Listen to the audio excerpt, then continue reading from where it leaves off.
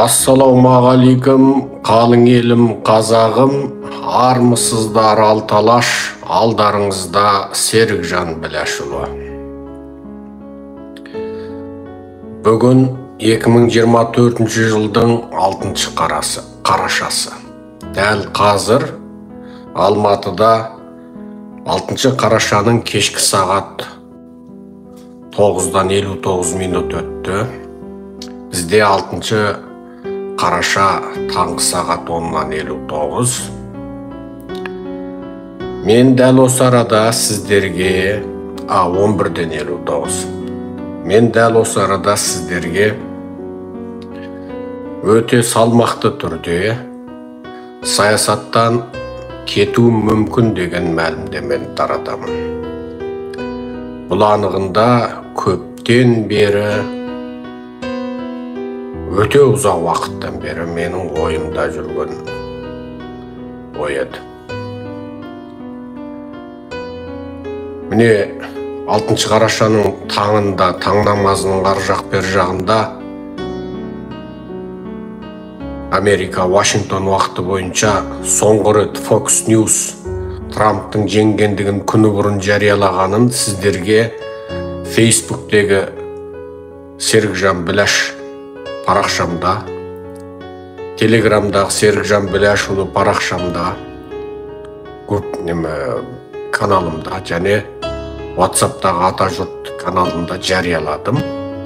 Осы дәл қазіргі YouTube каналының қауымдастық бөлімінде Трамптың жеңгендігін Fox News'ке негізделе отырып жариялап, сосын бір уақыт тоқтадым. Араға 3 сағат өткеннен кейін ресми түрде сайлауда Трамптың жеңгендігі туралы ақпараттарды Associated Press'тің ресми қорытындысын барлығын жарияладым. Бүгін енді өте ауыр болса да сіздерге жеткізейін деп отырмын. Мен енді саясаттан кетуім мүмкін. Ол эмоциямен, қандай да бір жалғу, шаршау, түңілу, анау-мынау сияқты көңіл күймен қатысы жоқ. Өзімнің шешімім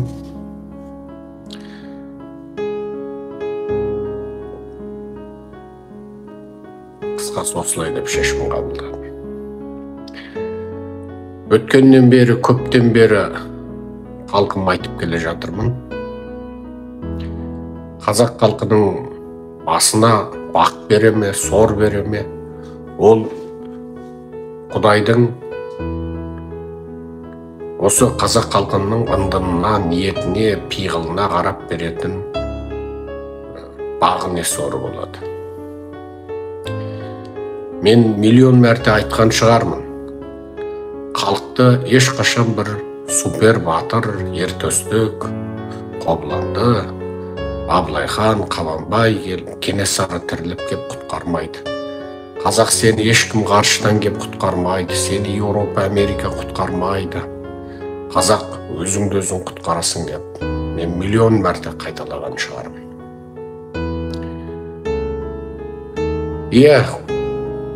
Әр адам бұл дүниеге бақытты боп, бақытсыз боп, біреу бай боп, біреу кедей боп, біреу сау боп, біреу ауру боп, біреу көрнекі ауру кем кетік боп, біреу көмескі ауру кем кетік боп, біреудің тәні мүгедек, біреудің жаны мүгедек, біреу затқа бай, рухани кедей, біреу ойға бай, затқа кедей, біреудің бас байлығы бар, біреудің мал байлығы бар, біреу бастан кемдік тартатын, біреу малдан кемдік тартатын. Бұл өзі осындай бір жаралмыш екен. Ендеше жеке тұлғалардың өзі әр алуан болған сияқты, сол жеке тұлғалардан құралған қауымда, халықта тура сондай болады екен. Бір халықтың Құдай бағын ашып қояды екен. Және ол халық сол Құдай бағын ашқанға сай соған лайық қауым болады екен. бір халықты Құдай сорлы қылып қояды екен. Ар жақ бер жағын қарасаң, Құдай сорлатып қойған әр қауымның сол сорға лайық пиғылы, ындыны, ниеті, қарекетіне қарекетсіздігі болады екен. Оны алыстан іздемей-ақ қояйық. Күні кеше Советтің, Қызыл Орыстың, құдайсыз кәпір Орыстың, көк темірі көп Орыстың, аузы мұрны түк Орыстың боданы құлы болған халықтарды қарап отырсақ, Латвия, Литва, Эстония қазір бақыттан бас айналған еуропалық өркениетке қосылып үлгерді. Елінде заң тәртіп орнады. Нақақ соттау аяқтады. Коммунистік партиялық дара билеушілік жүйе аяқтады. Әділ сайлау болды. Осы үш республикада бірден еуропалық өркениеттің көшіне ілесіп кетті. Оқу ағарту жүйесі, білім жүйесі, медицина жүйесі, банктік финанстық жүйе, мемлекеттің қаржысы, бақылау жүйесі, ақпарат жүйесі тұтасыменен әділдік, еркіндік, теңдікті негіз қылған, заң салтанат құрған батыстық еуропалық өркениетпенен ұштасып, қабысып, жабысып, сол адамзаттық өркениеттің құрамына кірді де кетті. Күні кеше осы бір күн бұрын сол Советтің қамытынан шыққан Молдованың халқы таңдау жасады. Бір күн бұрын. Майя Санду деген келіншектің сайлауда жеңіске жеткендігін кеше ғана жарияладық. Сөйсек, бұл ел тозақты таңдаймыз ба, жәннатты таңдаймыз ба деп ойланған халық екен. Болмашы, сәл ғана жоғары басымдықпен Майя Санду жеңді. Сөйтіп енді ол Молдованы еуропалық өркениетке, азаттыққа, теңдікке, заң салтанат құрған жүйеге қарай ауыстыратын бағытты таңдады. Мәскеудің, Орыстың кесік құлақты таңбалы құлдары Молдовада жеңілді. Неге? Халқы кем дегенде, аса басым болмаса да жартыдан жоғарысы, 50-ден сәл халқында қауымы азаттықты аңсады, еркіндікті аңсады. Орыстың артынан еріп, Мәскеудің артынан еріп, бұлай зұлымдықпенен, әділетсіздікпенен, коррупцияменен, бюрократияменен, бүкіл адамзаттық өркениетке қарсы тұратын жолменен жүріп, молдовандар бақытты болмайтынын кем дегенде халқының жартыдан жоғарысы түсінді. Молдовандарды көріп қызықтым да, қызғандым да. Бірақ әлі де жартыға жеті қабыл 50%-дің ар жақ бер жағындағы әлі де мәскеушіл, орысшыл тобырлардың бар екендігін көріп, мына халқында әлі алда біраз сор күтіп тұрау, мыналар әлі де ақиқатпенен зұлымдықтың, ақ пен қараның, даму мен кері ықпалықтың, әділдікпенен әділетсіздіктің ортасында әлі біраз алысады-ау деп ойлап қалдым. Ал әбден ақиқатқа, шындыққа, теңдікке, заң салтанат құрған жүйеге орнығып, табан тіреп, қоныс теуіп, іргесін жайып, қанатын кеңге салып үлгерген Латвия, Литва, Эстония күні кеше осы біз қатарлы, қазақ қатарлы орыстың тепкісінде болған, орыстың бодандығында болған халық еді. Я біреу ерте барып, қоныс алып, есін жиып, уғын шаншып, шаңырағын көтеріп, іргесін жайып, тамырын тартып алды. Ал біреулер енді қамданып, енді ағашын жонып, уық қылып, енді киізін басып дайындалып жатыр. Ол Молдова. Ал әлі 12-де бір нұсқасы жоқ азаттығының, әлі де ырбаң-тырбаң мен ойын жыртаң менен есі шығып жатқан қалың қазағыма қарап отырсам, әлі бұл Латвия, Литва, Эстонияға бұйырған, кеше ғана Молдоваға бұйырған, тіпті азаттық аңсап соғысып жатқан украиндерге бұйырған ашық ойлық шын егемендікке деген шынайы махаббат әлі қазақтар үшін алыс екен деп білдім. Сөйттім де, осы Америкадағы сайлауда егер Украинаны үздіксіз қолдай береміз дейтін ұстанымдағы демократтар партиясы жеңілетін болса, мен кем дегенде 4 жылға саясатқа қош айтамын деп күні бұрын шешіп қойған болады. Неге десең, республикашылдар билікке келеді, енді біз аңсаған, біз күткен, біз сағынған, біз күндіз ояу жүрсек те, түнде ұйықтап жатсақ та, түс көрсек те, отырсақ та, тұрсақ та, жүрсек те аңсаған біздің ата жауымыз орысты тас-талқан қылатын күн бізден кем дегенде 4 жылға алыстады. Орыс тас-талқан болмады деген сөз, орыс құл Назарбаевтық, Тоқаевтық, Құлыбаевтық, Қаншер, Қарақшы, бандиттық, коррупциялық билік Қазақстанда әлі де өмір сүреді деген сөз. Біз аңсап едік, біз сағынып едік, біз үміт етіп едік, біз намазымызда маңдайымызды сәждеге қойып тілеп едік. Мына Украинаны қолдаған Америка осы қолдауын жалғастыра берсе, соғыс жалғаса берсе, мынау рұқсат бермей жатқан қаруларына аяқ астынан рұқсат берсе, Қырымның көпірін тас-талқан қылса, Кремльдің күл-талқанын шығарса, орыстың мынау фашистік, рашистік, отаршыл билеуші табын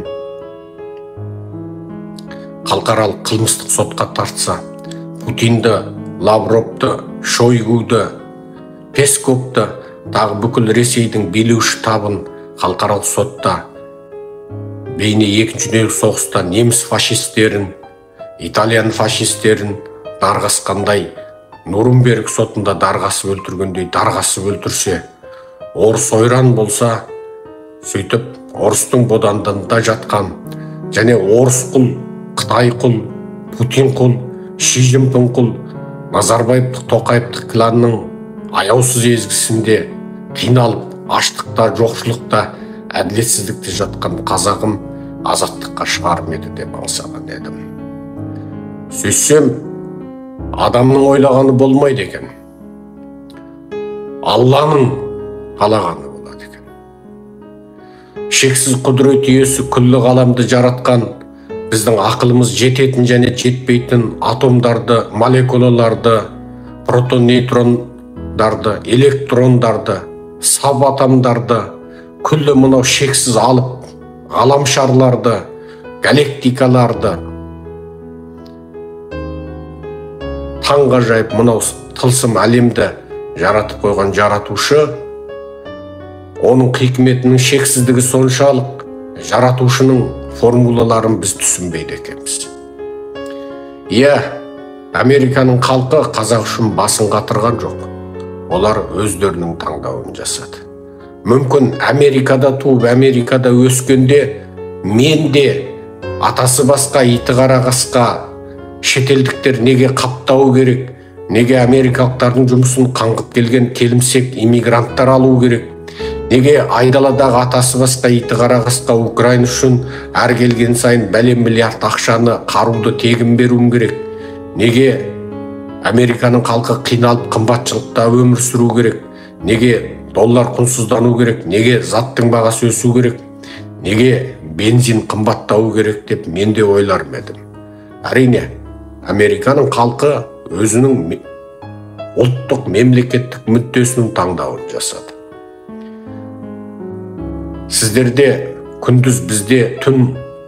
Трамптың соңғы нәтижесі шыққанша әрбір штаттардың сайлаушы алқасының дауыс беру жарияланған сайын, әрбір 200 мың, 300 мың жеке сайлаушының дауысы берілген сайын, Трамп пен Камаланың сайлауында әрбір жария билеттердің саны, цифры Google-дің көрсетуінде өзгеріп отырған сайын, соның бәрін скриндеп, Facebook'те, Telegram'да, WhatsApp'та, YouTube'те жариялап отырдым.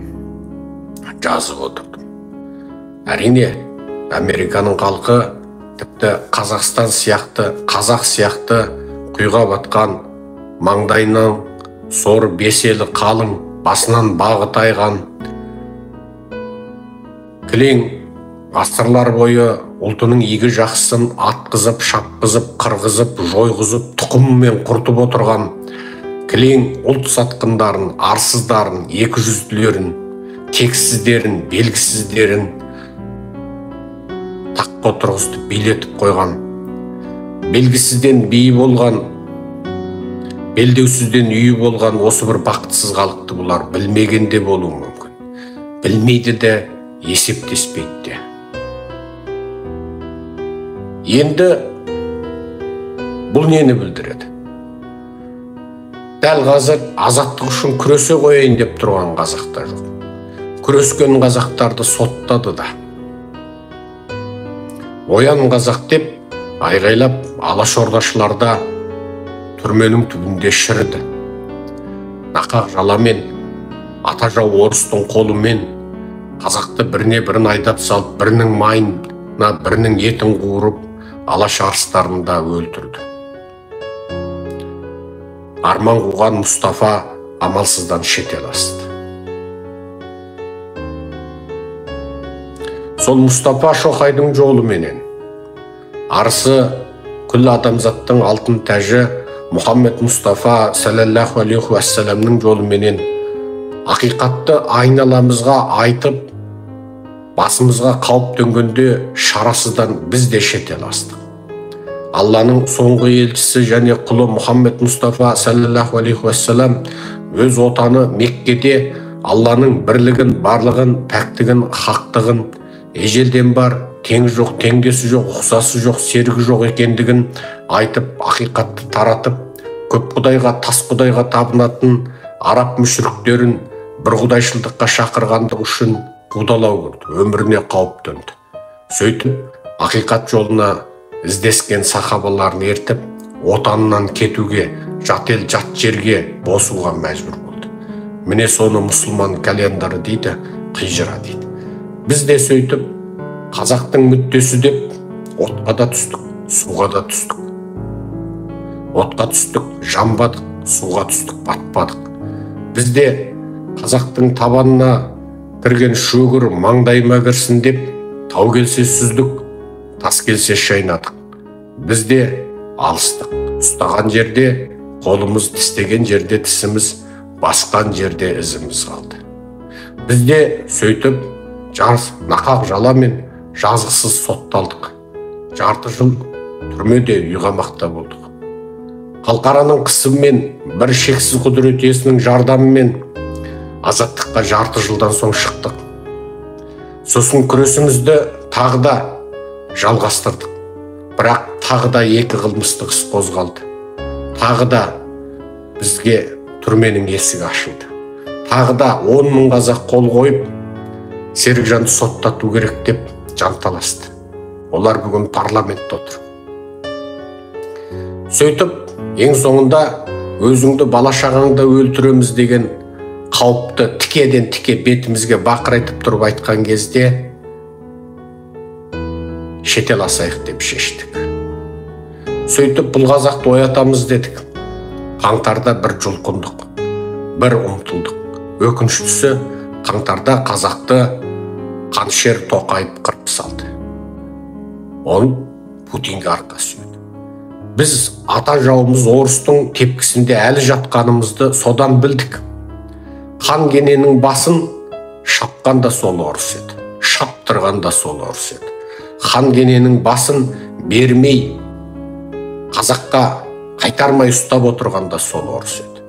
Сол хан кененің қарғысын арқалаған, хан кенеге, әскерге, жасақтыққа ұлын бермеген, салыққа малын бермеген сорлы қазақты азат қыламыз деп, хан кененің қарғысынан құтқарамыз деп атқа қонып едік. Сөйсек, қазақ әлі де ояна қоятын шамада емес екен. Грузия азаттыққа ұмтылып жатыр. Бірақ олардың да басында біздің арамза Назарбаев, Тоқаев сияқты арам кландар отыр. Олар Мәскеуден өлсе айырылмайды. Неге? Мәскеуден айырылса, Олар ұрлай алмайды, олар жырлай алмайды. Олар байлықты шетел асыра алмай қалады. Олардың бала-шағасы ырғын өмір сүре алмай қалады. Оларға қалың халқының азапта, тозақта өмір сүргені ештеңке емес. Оларға өздерінің қарақан басы ғана керек. Грузия сөйтіп ұмтылып жатыр. Жеңе ме, жеңіле ме, Құдай біледі. Құдай оларға бір алтын азаматты беріп еді, бірақ сәбет сасыған соры қалың грузиндер оның өзін түрмеге тықты. Иә, бүгінгі қазақтың қазіргі деңгейіне қарап, әлеуметтік желідегі ырбаң-тырбаң, ойын құмар, әнші құмар, ақын құмар, уайымсыз қайғысыз ыржақ-тыржағына қарап, бұл қазақты ояту мүмкін емес екен-ау деп шештім де. Түңілдім де, қойдым да. Көтерген жүгіңді діттеген жеріңе жеткізбей, орта жолда тастап қойдың деп кінә артқысы келетіндерге айтам. Сен маған кінә артудан бұрын, сен менің не істегенімді бір біл. Гуглге кіріп, менің атымды латын жазуымен жаз. Ағылшынша, французша, немісше, итальянша, испанша, жойтша, түрікше қанша ақпарат табатыныңды қара, оқы. Менің қазақтың тақырыбын көтеріп, қаншалық әлемдік деңгейде жарқыратқанымды, қазақтың мүддесі деп жан алып, жан беріп, қара тұяқтан қал кеткенше алысқанымды содан көресіңдер. Мен қазақ үшін қанша бодау бергенімді содан көресіңдер. Дәл бүгінгі күнде қазақтың ұлттық мүддесі деп тура мен сияқты бодау берген қазақтың екіншісі бар ма жоқ па, оны өз көңілдеріңіз бағалай жатыр. Алтын қазақтың арда ұлдары нақақ сотталып түрмеде отыр. Алтын азамат Думан Мұхаммедкәрім 7 жылға кетті. Уайымсыз мұңсыз қазақ Думанды 7 жылға соттатып қойып, кредит алып, той-тойлап, сайқымазақ жіңкеш шегірткелердің қызығын қызықтап, есінен айырылып жүр. Түрменің түбінде шіріп отырған Думан бұл уайымсыз қазақты көрсе, еңіреп жылар ма еді? Кім біледі? Оның мұңын түсінетін біреу бар ма? Кім біледі? Қазақтың атын әлемге әйгілеген марафоншы Марат Жыланбайды 7 жылға соттап жіберді. Ал бұл қазақ басында грамм үй жоқ шегіртке әнші бишінің аталмыш өнер жұлдызының тойын тамашалап, ырбаң-тырбаңын, ырбаң-жырбаңын тамашалап, есі кетіп отыр. Алтын азамат түрменің түбінде шіріп отыр. Қор болып отыр. Аштықта, жоқшылықта, ауруда, суықта. Бір жылы лыпа төсекке зар болып аштық жариялап, адам сияқты құқын қорғай алмай бейшара боп, мынау зұлымдардың тепкісінде түрмеде отыр. Алтын азамат Асқар Сембай да нақақ сотталып кетті. Алтын қыз Айгерім Тілеужанды жалғыз өзің келіп, тұтас қарулы күзетпен тұрған аэропортты басып алдың деп нақақ соттай салды. Ешкім ештеңе істей алмады. Кеше ғана Жадыра Досекееваны 174 баптың 1 тармағы бойынша 3 жылға қылмыстық жазаға тартыпты. Тура сол 174 бапты менің өзіме 2 мәрте қозғады. Бірі мен жарты жыл үй қамақта түрмеде отырған 2019 жылы, екіншісі 2020 жылы. Айта берсек көп. Қазақты оятам деп шыр-шыр еткен Дулат Ағаділді көз алдымызда өлтірді. Дәл сол кезде біз қазақтың құқын қорғаймыз деп Астанаға келген Еуропарламенттің өкілдерімен кездесіп жатқан едік. Біз Еуропарламенттің өкілдерімен кездесіп шыққанда сыртта тұрған пикет өткізіп жатқан халықтың аузынан Дулат Ағаділдің қайтыс болғанын естідік. Оның барлығын желіден көре аласыздар. Ал әкесінің жолын жалғастырған Дулаттың ұлын оны да өлтіріп жіберді. Қазақтың мүддесі деп арыстан жүрек боп айға шапқан Аронды Назарбаев соттап, Тоқаев өлтірді. Сол Аронды айында жылында есін алатын бір қазақ көрген жоқпын. Сол Дулатты және оның ұлын айында жылында есін алатын бір қазақ көрген жоқпын. Дәл қазірдің өзінде темір тордың ар жағында қор болып отырған Думан Мұхаммед Кәрім, Марат Жыланбай, Асқар Сенбай, Айгерім Тілеужандарды айында жылында аузын алатын бір қазақты көрген жоқ. Болмаса, соларды анасы туғанда, осы қазақтың мұңы тек саған керек, қалған қазақ ойнап күлсін деп беді. Мені марқұм анам тапқанда қызық көрмей, түн ұйқы көрмей, күндіз күлкі көрмей, тек қазақтың қайғысымен ғана өмір сүр деп беді. Сонда біз қазақ болғанда қалған уайымсыз, мұңсыз, ойсыз қазақ емес педі. Әлде қазақ деген халық тек осы азаматтарға, тек бізге ғана керек педі. Тек бізге керек педі.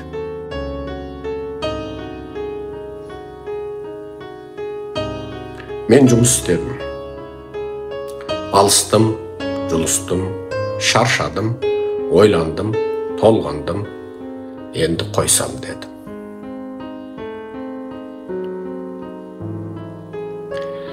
Кем дегенде 4 жыл советтік, орыстық, рашистік, фашистік, империалистік жүйеде өзгеріс болмайтын сияқты. Кем дегенде Путиндік отаршыл өктем жүйе құламайтын сияқты. Кем дегенде Путинге арқа сүйеген орыстың адал құлы, кесік құлақты құлы, таңбалы құлы, Назарбаевтық, Тоқаевтық жүйеде өзгеріс болмайтын сияқты. Кем дегенде бұл дүние тағы да сол зұлым қалпы жалғаса беретін сияқты. Ұлттың азаттығы, нақақ сотталған, нақақ қор болған халық, әділетсіздікте, зұлымдықта өмір сүріп жатқан қалың қара байым бұқара, бесіктен белі шықпай, шіркке айналып жатқан қалың жасөспірім, бар жоғы 20 миллионның ар жақ бер жағындағы азғантай қауым, әлемдегі 100 миллиондаған, миллиардтаған саны бар халықтар ортасында кезікпейтін қылмыстың біріншісі. Өз-өзіне қол жұмсаудан әлемдік бірінші. Сәбилерге жыныстық зорлық зомбылық жасаудан әлемдік бірінші. Жасөспірім ұлдар мен қыздарға жыныстық зорлық зомбылық жасаудан әлемдік бірінші. Түрмедегі жыныстық зорлық зомбылықтан әлемдік бірінші. Армиядағы атпал азаматтарға жыныстық зорлық зомбылықтан әлемдік бірінші. Армиядағы нақақ өлімдер бойынша әлемде бірінші. Нақақ соттаулар бойынша әлемде бірінші. Белгісіз өлім жітімде әлемде бірінші. Ешқашан сыр ашылмайтын қылмыстық өлім жітімде әлемде бірінші. Ең қарапайымы көлік шырғалаңы бойынша әлемде алдыңғы үштікке кіреді. Отбасы зорлық зомбылығынан зардап шегетін әйелдер, қыздар, сәбилер бойынша тағы да әлемде бірінші. Жер шарында ешқандай мемлекетте жоқ, ең жоғарғы өсім тек Қазақстанда бар. Жер шарында Қазақстандағы банктер сияқты қаншер өсім қоры банк жоқ. Жер бетіндегі 9-шы үлкен территорияда бұл қазақ үйге жарымайды. Егейін десе егістік жері жоқ, бәрін ат төбеліндей қарақшы билеуші топ елеп алған. Бұл қазақ жер бетіндегі 9-шы үлкен территорияда, бірақ екі сиырын жаятын жайылымы жоқ. Бұл қазақ жер бетіндегі 9-шы үлкен территорияда өлген қазақты жерлейін десе мәйіттік жер жоқ, сатып алады. Ал соны уайымдаған қазақ жоқ. Ес жайықшы, Латвия, Литва, Эстония сияқты, міне күні кеше оянған молдавандар сияқты, немесе көтеріліп сәтсіз болған грузиндер сияқты тағы бір көтерілейікші. Неге мына зұлымдардың ісіне бір қарсылық танытпаймыз дейтін қазақ жоқ. Жеріне атомның уын шашам десе, үнсіз көнесің. Ай, желінің өзінде ашық ойыңды айтшы десе, айтпайсың. Жеріңе Қытайды визасыз кіргізсе, үнсіз көнесің. Ай, ел болып, халық болып, көтеріліп, наразылықтарыңды білдіріңдерші, сендердің наразы екендіктеріңді әлемге біз жеткізейік десек, үнсіз отырасың. Сен тыныш отырып, өзге біреу сен үшін істеп қоятын сияқты. Онда мені кім кінәлайды? Мен де біреу келіп қазаққа азаттық алып берсін деп, мен де тымпиып тыныш жатып, өзімнің қарақан басымның қамын жесем, мені кім кінәлайды? Маған Жәбірейіл періште уақит жеткізіп па, сен күрес, жеке басыңды ойлама деп. Қалған қазақ қатын алсын, тоқал алсын, баладан бала таптырсын, ал сен күрес, сенің міндетің деп маған Жәбірейіл періштеден уақит түскен жоқ. Алла періштесін жіберіп маған осыны міндет деген жоқ. Немесе менің сүйегім кальций мен фосфордан емес, титаннан, темірден жасалған сүйек емес. Ұрсам ауыратын, жығылсам сүрінсем жаныма бататын, шаршасам балтырым сыздайтын, басым ауыратын, жай етпен сүйектен жаралған, шикі сүттемген тура өзің сияқты мен де бір бенде екенмін. Мен супермен емес екенмін. Сен суперменсің бе? Мен шаршадым. Мен түңілдім. Мен торықтым. Мені кінәлама. Сен не істедің? Сен тыныш жат, демал, сен рахаттан, сен ойна, сен күл, сен бизнес жаса, сен ақша жаса, сен қыдыр, сен жайлы жақсы өмір сүр. Сен семіз дөненмін, сен сұлу құш, тоқалдан тоқал ал, үйден үй ал, көліктен көлікмін, шетелден шетел қыдыр, ал мен азап шегеді екем. Кім айтты саған? Ешкім айтқан жоқ. Саған пайғамбар сөйтіп уақит түсірді ме? Жоқ. Маған ше? Жоқ. Мені ешкім кінәлай алмайды. Мен жаратушы Алланың алдында жүзім жарық. Мені тапқан, өсірген ата-анамның алдында жүзім жарық. Мені сыйлаған, қадірлеген айналамдағы халқымның алдында жүзім жарық.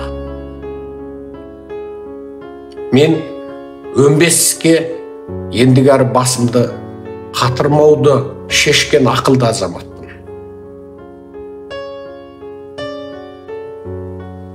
Мен тура сен сияқты етпен сүйектен жаралған, шикі сүтемген, қатты сөзге жүрегі ауыратын, сүрінсе жығылса еті ауыратын, сүйегі ауыратын, шаршаса бас ауырып балтырсыздайтын бендемін. Айнаға қара, сен бендесің, періште емессің, мен де бенде. Сенің нәпсің бар, менің де нәпсім бар. Сенің қарның ашады, менің де қарным ашады. Сен шаршасаң ұйқың келеді, мен де шаршасам ұйқым келеді. Сен әйел затының махаббатына мұқтажсың, мен де солаймын. Мен де әйел затының махаббатына, сылап сипағанына, күйдім сүйдім дегеніне, жаным күнім дегеніне мұқтажмын. Мен періште емеспін, мен супермен емеспін, мен Қабанбай Батыр емеспін. Мен